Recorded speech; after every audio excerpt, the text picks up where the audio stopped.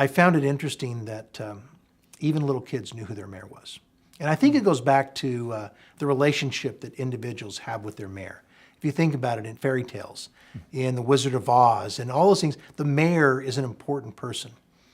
And so I found people who had no clue who their member of Congress was. They might know who the governor was. They didn't know at all who their legislator, but they knew who their mayor was. And I soon realized that, they didn't care about Scott Smith. It's not about me. It was about the position. It's an office. It's an institution. It has to be respected and protected. And I hope, I'd really like to think that I was much better in my last year than I was in my first year. I think the longer I did it, the more I understood that I had a bully pulpit. I mean, I think I knew that intellectually going into the job, that you had the bully pulpit. But initially, you're a little shy about it or hesitant to sort of assert yourself and say, this is what I think we should be doing, or this is the important value for us. And as time went on, I got more comfortable doing that. That's probably the key thing. The hard powers mayor is kind of pales in comparison to the soft power that exists. And I remember my city solicitor actually said this to me. He said, I know you're going to come to me with questions about what's in the charter and what the mayor can and cannot do about the budget or about rules and ordinances, but you have a platform. And that platform is more powerful than anything because people are listening to you and people are looking to you for leadership. And I think mayors also have the opportunity to help create an atmosphere. I mean, I tried to be, and I don't know whether I was successful or not, but I tried to be always optimistic. I tried to be, during the depths of the recession, if there was a yogurt store opening, I'd go to the ribbon cutting. And I would applaud that and be excited about it. And I like yogurt, so it's a good thing. But I mean, I think that's just the key to leadership in general, is to be optimistic about the future. Because if you're not, why would anybody else be? I love these celebrities, and wrestlers, they get elected, or movie stars get elected governor of California, and everything's going to be easy because it is in the movies. You just tell a guy to do that, and then you blow up somebody, and you do this, and then you say, holy, wow, this governing thing is a little different. I can't get rid of that. And I think that experience that I had from inside served me well in knowing the things that I could get done right away. Most citizens or a lot of politicians, their attitude is, if you're coming from within the government, it's going to be just the opposite because you're going to be more conservative, more risk averse, yada, yada, yada. I don't think that's necessarily true. Depends on the person. But controlling for the person and their kind of risk aversion appetite, if you come from a background, you understand the government, I think you're in a better position to get the government doing stuff because you understand it.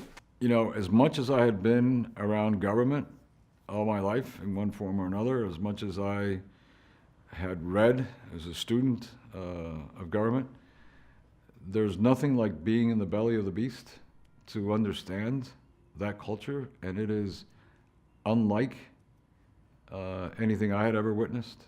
Everyone's favorite answer is no. Hey, I'd like to do this. No, can't do it. Okay, why? Well, because we've never done it that way. In government, there is no upside for taking risk. As a matter of fact, the whole scenario is an anti-risk, a very risk-averse environment because you're criticized for doing things right. You're absolutely crucified for having failure and doing things wrong. People tell you, look, it's just like school, by the time you're a senior, you're kind of, and this, say you've already been accepted into college or grad school or your job, you kind of like lighten up on the throttle. So there's that problem. And, when you're a mayor, you really can't lighten up. Let's not discount the fact that you're exhausted the whole time you're doing this. I mean, you're just tired. It takes a lot of energy, a lot of emotional energy and a lot of physical energy to be the mayor of a big city. And it can be physically exhausting. There were times when I would tell the police officer who was driving me just to stop on the side of the road, and I would roll out and sleep, and he could just pick me up in the morning. I was so tired. You just learn to work a lot smarter and much more efficiently as time goes on. It takes a while to make the transition from I was a legislator to a candidate to being an executive. When you're a legislator, time is your friend. For the executive, time is your enemy. There's never enough of it. You can never have enough information to make those big decisions. You can gather all the data you want. You have your advisors, you've got people, you've got studies, blah, blah, blah. But you are the person sitting in that seat, and ultimately, it is your call. We're seeing mayors now step up. We're seeing mayors take charge of climate change.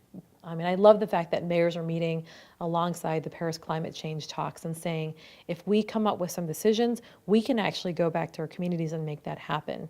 I've been a part of a number of those conversations, whether it's dealing with the environment, housing issues, policy change, and I gotta tell you, it is really exciting. I really never expected to be as active at the U.S. Conference of Mayors or as active in Mayors Against Illegal Guns. I mean, I really just expected to kind of mind my knitting in Atlanta.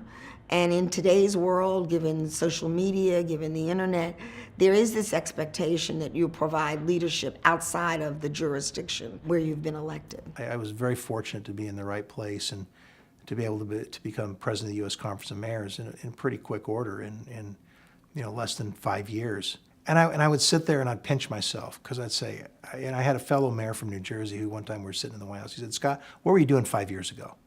I said, "I was building houses and doing tax returns. I was earning a living, but I was having fun." He said, "Did you ever imagine you'd be on the Truman balcony in the White House?"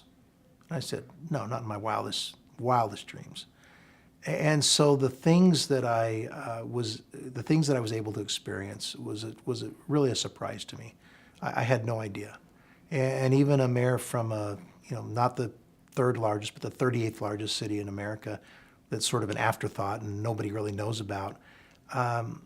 If you put yourself in a position to be a leader, you can be heard. You can make a difference, even at the national level, and you can certainly make a difference at your local level.